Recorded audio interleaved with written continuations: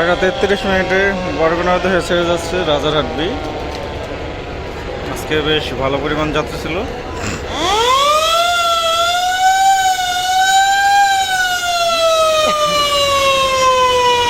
নতুন করে রং করা হয়েছে লঞ্চটিকে, যেহেতু সামনে ঈদ, সব রুটের লঞ্চে রং করা হয়।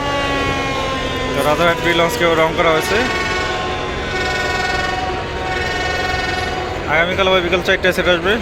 বরগুনা রুটে 4টি লঞ্চ চলাচল করবে: রাজারহাট বি, রাজারহাট সি, পুবালি 1 ও রয়্যাল ক্রুজ 2। এই 4টি লঞ্চ বরগুনা রুটে চলাচল করবে আসন্ন ঈদে। যাত্রী চাপ বেশি থাকলে অন্য লঞ্চও যুক্ত হতে পারে।